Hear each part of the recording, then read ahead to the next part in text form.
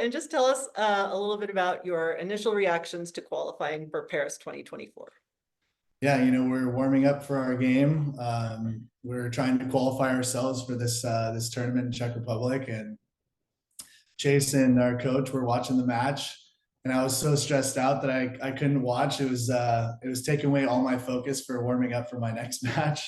But yeah, you know, the second that ball went down, everyone started celebrating. It was such an awesome moment. You know, just couldn't believe that we're actually fully Olympians. You know, we can say that for the rest of our lives.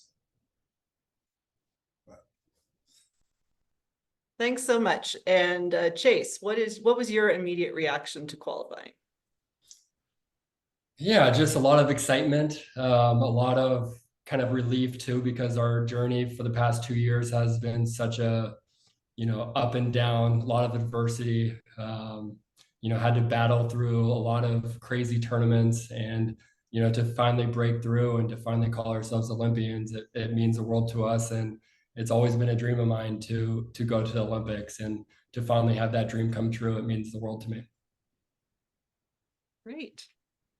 Thanks, guys. Okay, if anybody has a question, please go ahead and raise your hand using the raise hand function down below.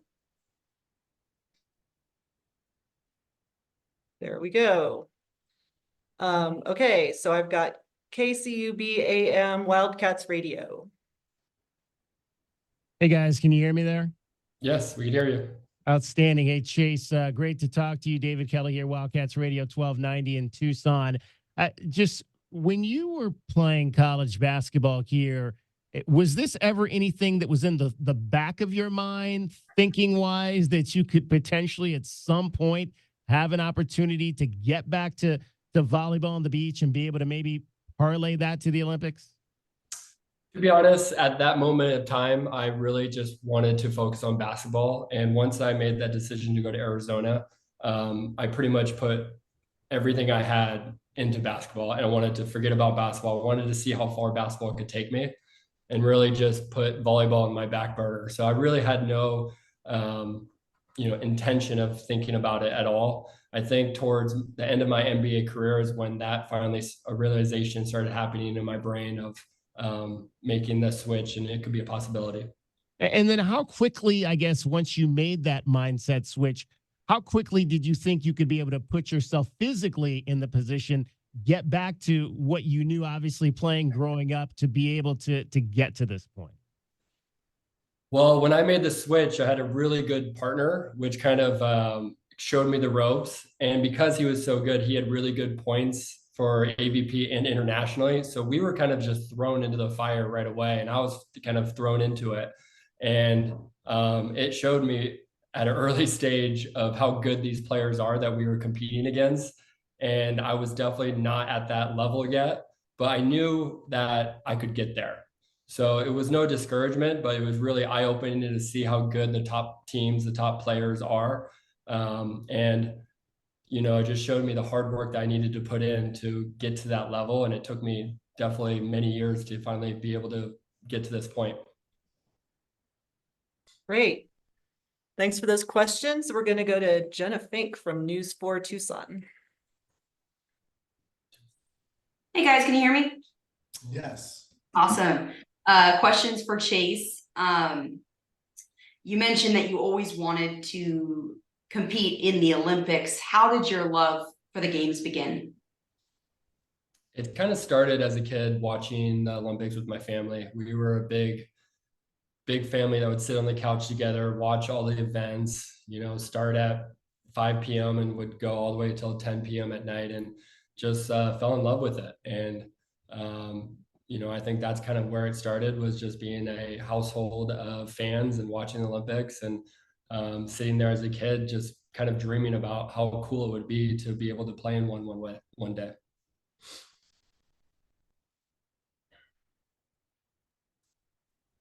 Great. Thank you so much. John, I'm going to mispronounce your last name, Maffei. Go ahead.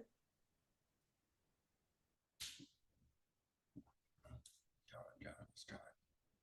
You see it, John? Top left. Hello? Yeah, can you hear me? Yeah. Yeah. Chase, I don't know if you remember, I covered you in high school, and you said, doing an interview, you said, I asked you, what would you do? What sport would you play if you could play it? And you said you loved volleyball, but if you were as good in basketball as people said you were, you had to play basketball. But volleyball was always on your mind. And was it hard for you, like you said before, to concentrate at Arizona on just one sport, or was it always kind of in the back of your mind? Like I was saying before, once I made that decision to go to Arizona, while I had choices to go to UCLA or USC, and I think if I would have went to those schools, I would have tried to play both sports. But once I went to Arizona, I really just wanted to focus on basketball and see how far basketball could take me, and see the career I could have in basketball, because lucratively you could have a much more successful basketball career than you can in volleyball. Good. Did both of you guys, Chase and Miles, did you go up volleyball fans? Did you follow, the Southern California legends, the Karches and the Mike Dodds and the Chris Marlows and the Duncan McFarlands? Did you follow those guys as kids? Once I learned about volleyball in 2005, when I went to my first AVP, I fell in love, and then I started to follow all those guys like extremely close, and started to just immerse myself in volleyball, especially beach and indoor at the same time, because that's kind of my focus at the time. But definitely put a lot of hours into watching film. Wow.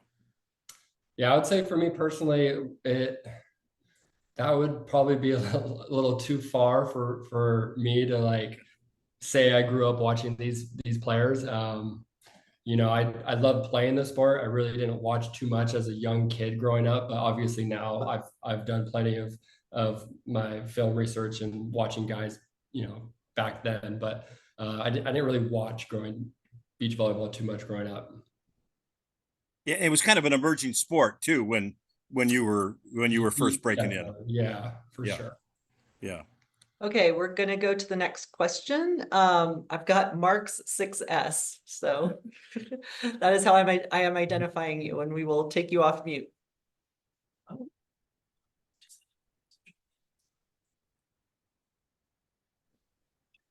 All right, sorry about that, guys. Mark McClune here from Arizona's family in Phoenix. Chase, good to see you, man. How's it going? Are you able to see me? Cool, Yep. cool. I'm at a stoplight, so I'm going to turn off my video and just talk and be safe. But yeah, it seems like we were just talking to you over at the University of Arizona and playing for the Phoenix Suns. So congratulations on this. Was just curious for you how the athleticism translates from basketball to volleyball, and maybe how you needed to train differently to get yourself in top physical condition to compete with the best volleyball players in the world when you were competing with some of the best athletes in the world playing basketball. Yeah, good question. I would say the one really good thing is the sand is very forgiving on the body. That was part of why I feel like my basketball career, ended shorter than what I wanted it to. Was, I started creating these injuries. I've had knee surgeries. I've had multiple ankle sprains. So my body was kind of breaking down on the basketball court. So I knew that switching to volleyball, that it would be a lot easier on the body because the sand is just so forgiving. But as far as the training part of it, I definitely had to switch my body type. I had to, switch how I trained in the weight room, how my cardio was different, just because, being on the hardwood and indoors is one thing, but, you have to translate this different game on being in different elements. So as far as learning how to play in wind, learning how to play in the rain, learning how to play when it's super hot and humid and you're just sweating like crazy, and you had to kind of learn all these things kind of through experience and kind of just roughing it out as much as you can in practice. And I think, like I said, the best way to kind of do that is through a lot of experience and traveling and playing in all these different tournaments. Hey, just to add on to that, Miles, can you talk a little bit about the transfer from indoor volleyball to beach volleyball? Yeah, I mean, I remember when I first went from the beach to indoor, I remember I was jumping super straight up over and over and over again. And it took probably like a week to start getting back to kind of the indoor broad jump. And I would say it only took like a couple days to a week to kind of adjust. And I wouldn't be playing like beach and during my seasons on my indoors, but I'd be playing during the summer and then come back to indoor. So I think it was a really good translation from going from playing beach all summer and then going and translating and then trying to manipulate the court the same way. And you just have more athleticism because you're able to jump like in the sand and then bring that to the court. So Jump a lot higher. yeah, for sure. You look way more athletic. Great, thank you. Hey, we're gonna move on to a question from Jimmy Golan at AP. Great, thanks. Miles, I wanted to ask you, what, other than the chance to compete on the biggest stage, what are you looking forward to at the Olympics, whether it's seeing other sports or, you know, going around the village or meeting other athletes? What kind of things are you looking forward to doing as an Olympian? Yeah, I'm definitely really excited to meet all the other types of Olympians and kind of see if I can figure out what sports they play right away and see if I can meet a lot of them, you know, and ask about their experiences, how they got there. Yeah, I'm just ready to immerse myself in that culture and just kind of see what it's all about. Have you seen the picture? You've seen the pictures of where the venue is going to be and right under the Eiffel Tower and like that. What do you think? What do you guys think of that?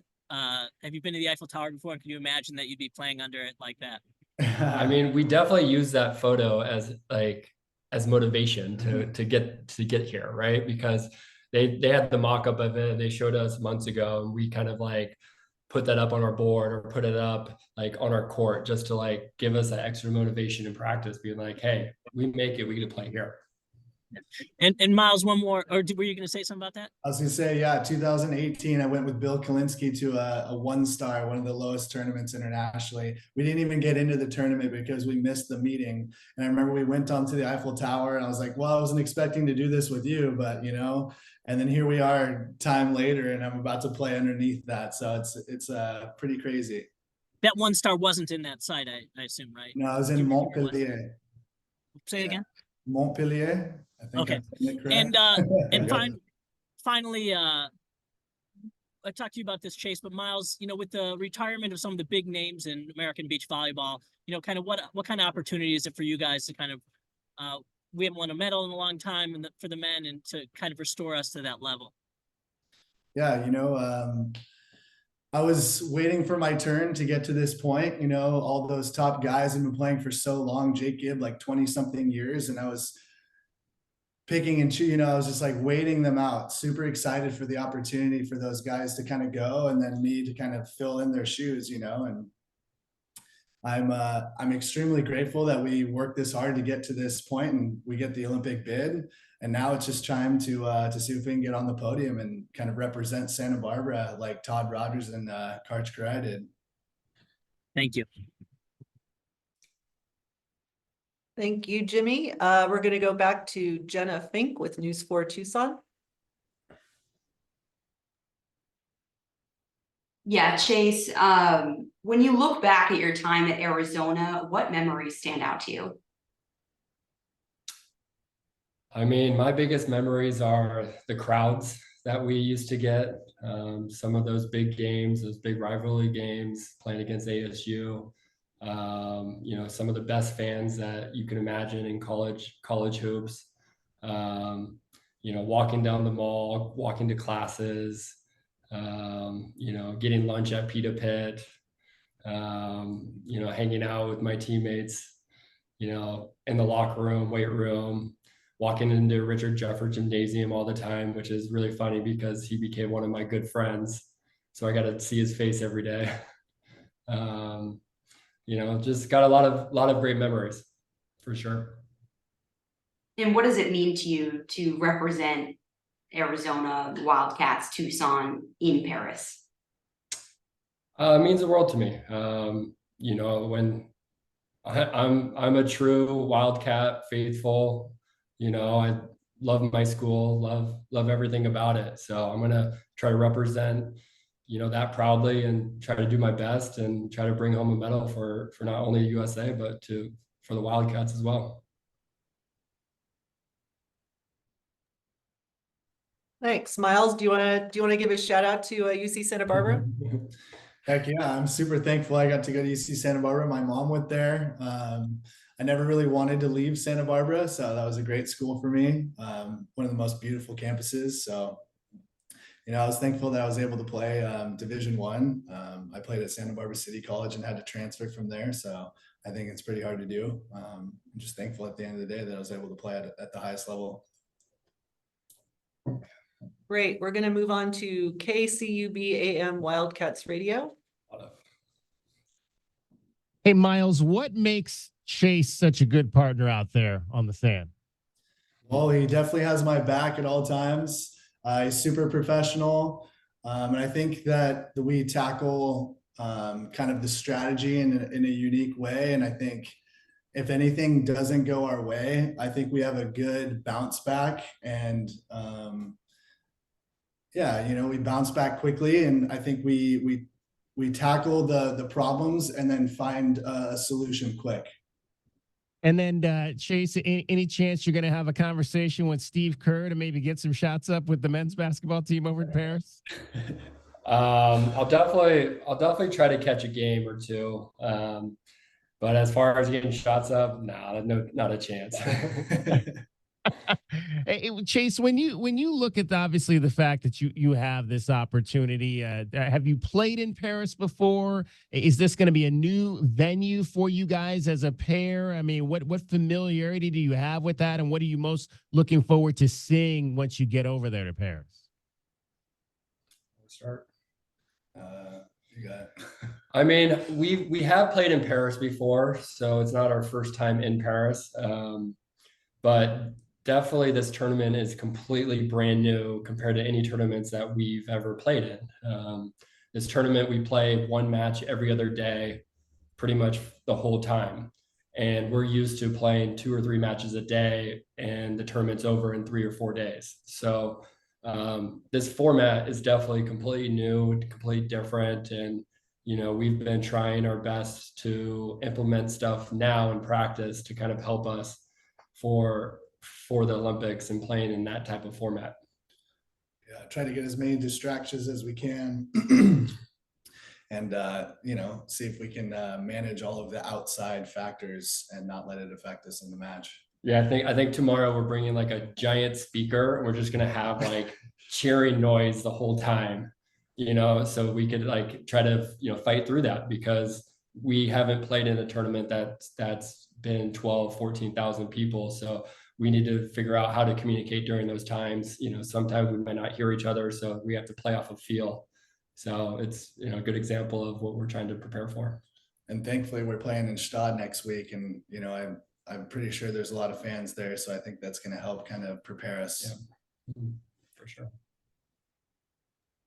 Thanks so much. We're going to move on back to, actually, we're going to give Rutvik Mehta a chance first, since he hasn't had a chance to ask yet. Yes, thank you. Hi, guys. Question to Chase, a bit of a follow-up on one of the previous questions. You sort of dabbled in both sports growing up, and you continued to train for beach volleyball while you were playing basketball. So just wanted to understand, how did one sport help you become better at the other? And what sort of basketball ethos do you still carry into beach volleyball? Yeah, I grew up playing both sports, and I really felt and thought at a young age that these sports really translated well with each other. I got a lot of my vision from volleyball that translated to basketball, and then a lot of my jumping and athleticism from my basketball days and years I got from volleyball. So they definitely helped each other as far as me becoming the player and athlete that I became. But as far as the transition from basketball to volleyball, you do go through a lot of body changes and having to figure out how to train differently. And once I got on the sand and learned that experience and talked with a lot of people that played in the beach volleyball world, they kind of showed me the ropes, and I kind of learned a lot from them compared to kind of learning from my own experiences. Did you have to do different workouts? Yes. Yes. I mean, I would say like my basketball days, I was probably about like 220.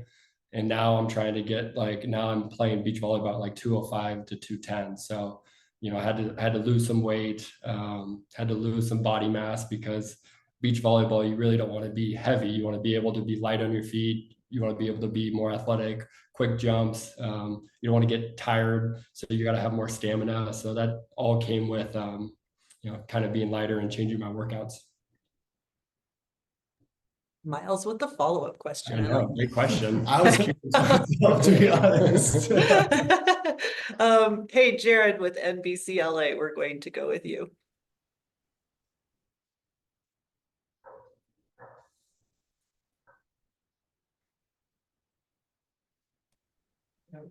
I'm here. I'm here, I promise. Thank you. Thanks, BJ. Guys, I'm in LA.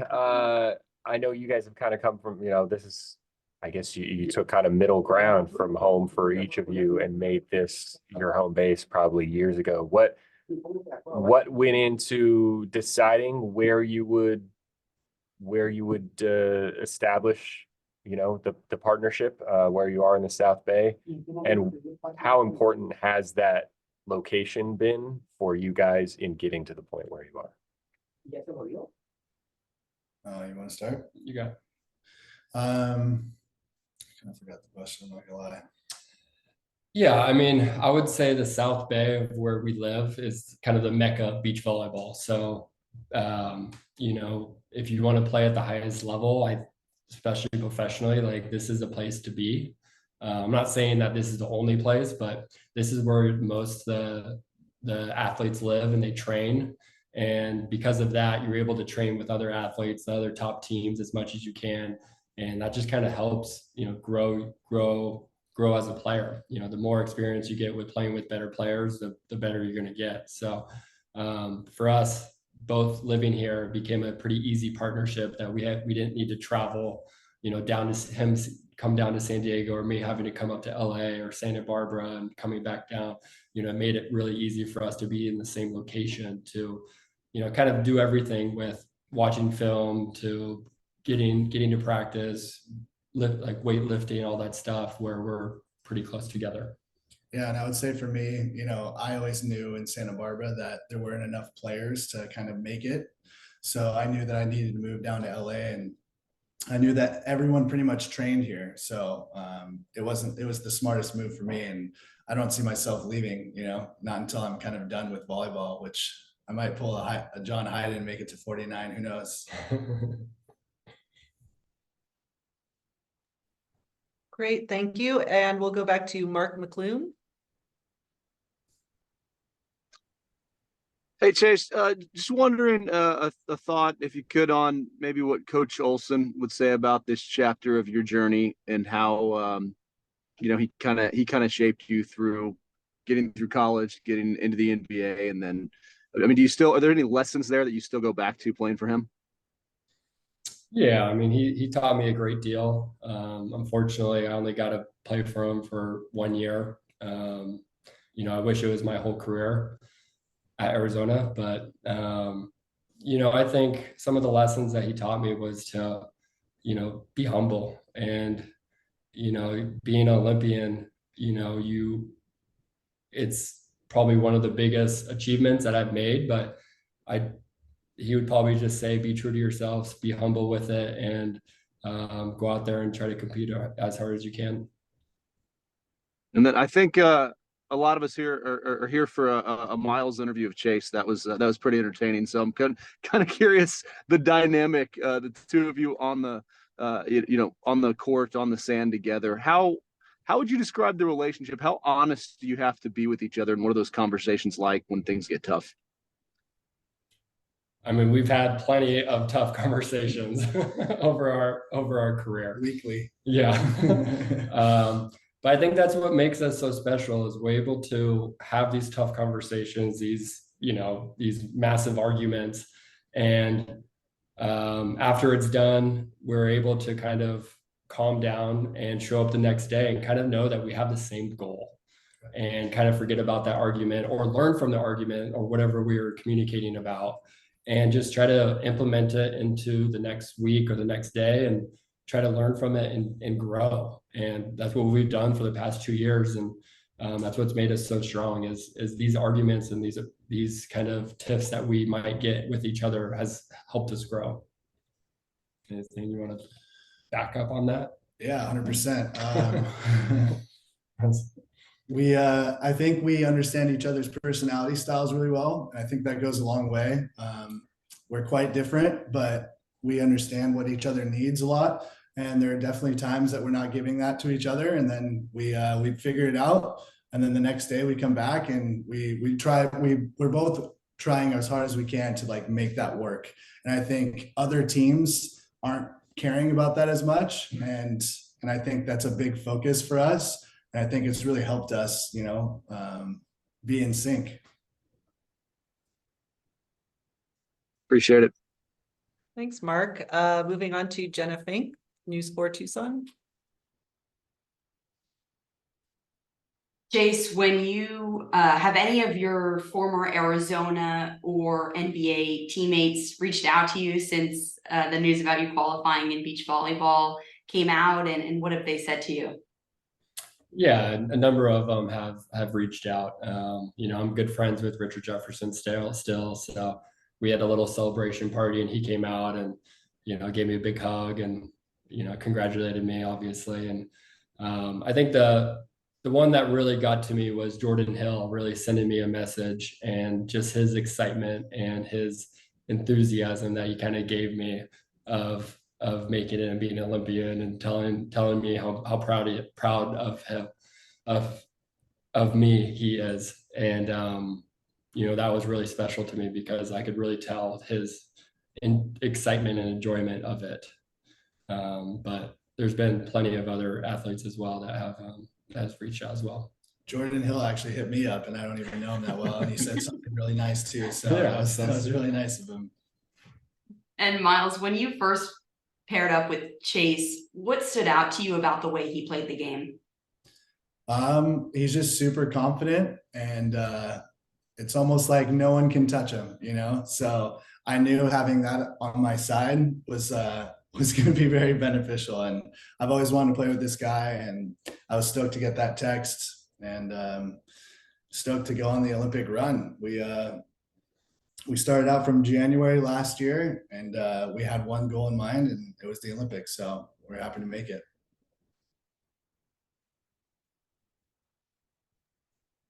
Thanks, Jenna. Going back to Rutvik Mehta. Hope I said that right. Yes, thanks. I actually have a follow-up to Miles on his brilliant follow-up for Chase, which is, did Chase make you do any different workouts, and what were your sort of thoughts initially when your partnership began, coming from where he was, and how did it evolve gradually? I would say I was practicing about 3 to 4 times a week in the past. And Chase is like, no, we're practicing 5 days a week. We've got a coach, we got structure, we know exactly kind of what plan we have. And I haven't really had that with other partners. And I think that is like one of the key reasons why we got better quickly.